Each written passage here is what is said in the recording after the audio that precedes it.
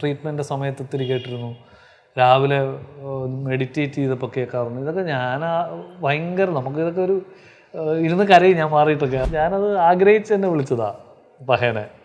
അപ്പോൾ പുള്ളി പിന്നെ വളരെ സെൽഫ്ലെസ് ആയിട്ടത് വന്നു ചെയ്തു പോയി. ജോബേട്ടൻ്റെ ഒരു യൂട്യൂബിൽ ഒരു പാട്ടിന് താഴെയുള്ള കമൻറ്റ് ഞാൻ പറയാം. 2075 എൻ്റെ പേരക്കുട്ടികൾ ഇത് വന്ന് കേൾക്കും. അപ്പോൾ മുത്തച്ഛൻ്റെ ഒക്കെ ഒരു ഹായ് ഇരിക്കട്ടെ എന്ന് പറഞ്ഞൊരു കമന്റ് ഉണ്ട്. പദയാത്രയാണ് ആ പാട്ട്. കാലത്തെ കടന്ന് പോകുന്ന തരത്തിലുള്ള പാട്ടാണ് പദയാത്ര. പദയാത്ര എങ്ങനെയാണ് ഉണ്ടായത്? ഇത് എൻ്റെ സുഹൃത്തിന് വേണ്ടി ഡെഡിക്കേറ്റ് ചെയ്ത ഒരു പാട്ടാണ്. പുള്ളിയുടെ ഒരു ഹിമാലയൻ യാത്ര ബന്ധപ്പെട്ട് കമ്പോസ് ചെയ്തതാണ്. എൻ്റെ ഏറ്റവും അടുത്തൊരു അജയ് നായർ എന്ന് പറഞ്ഞൊരു സ്കൂൾ ഫ്രണ്ടാണ്. അദ്ദേഹം കുറേ കാര്യങ്ങളൊക്കെ ആയിട്ട് ലൈഫിൽ പ്രശ്നങ്ങളൊക്കെ ആയിട്ട് പുള്ളി ഒരു യാത്ര പോയി തിരിച്ചു വന്ന അദ്ദേഹം വളരെ ഫ്രഷായിട്ട് വന്നപ്പോൾ ഞാൻ ഭയങ്കരമായിട്ട് ഓൺ ദ വേ തന്നെ പുള്ളി ഇങ്ങനെ ഫോട്ടോസൊക്കെ അയച്ചു തരും. കാലിങ്ങനെ അരുവിയിൽ നല്ല പ്യുവറായിട്ടുള്ള കല്ലുകളുടെ അങ്ങനെയുള്ള നമ്മളെ ഇൻസ്പയർ ചെയ്യുന്ന തരത്തിലുള്ള അത് ബേസിക്കലി അതെല്ലാം മാനസിക അടുപ്പത്തിൽ നിന്ന് വരുന്നതാണ്.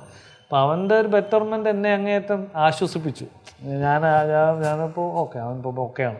തിരിച്ചു വന്നപ്പോൾ അളിയൻ വേറെ അല്ല അതൊരു യാത്രയ്ക്ക് എത്രമാത്രം ചെയ്യാൻ പറ്റും എന്നുള്ളതാണ്. അപ്പോൾ ഇത് വന്നതോടുകൂടി എനിക്ക് അതെങ്ങനെ ഒരു പാട്ടാക്കണം, ഒരു യാത്ര. അപ്പോൾ അങ്ങനെയാണ് പദയാത്ര എന്നുള്ളൊരു കോൺസെപ്റ്റ് വന്നതും.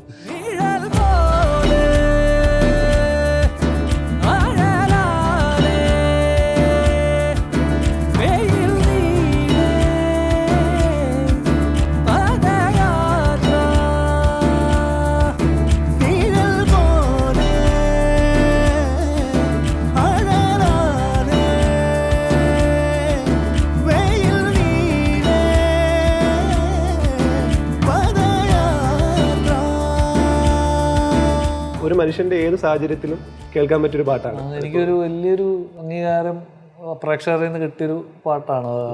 കാര്യം പലരും ഇങ്ങനെ പറയാറുണ്ട്, ഇങ്ങനെ ട്രീറ്റ്മെൻറ്റ് സമയത്ത് ഇത്തിരി കേട്ടിരുന്നു.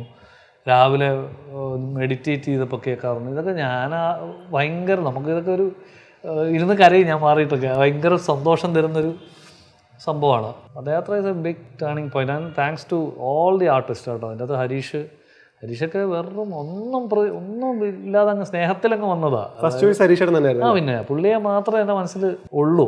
ഒരു 2 വരി ഞാൻ പാടുന്നു.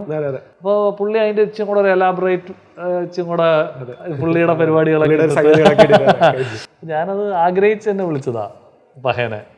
അപ്പോൾ പുള്ളി പിന്നെ വളരെ സെൽഫ്ലെസ് ആയിട്ടത് വന്നു ചെയ്തു പോയി. ഭയങ്കര രസമായിരുന്നു. ആ shoot was like A memory.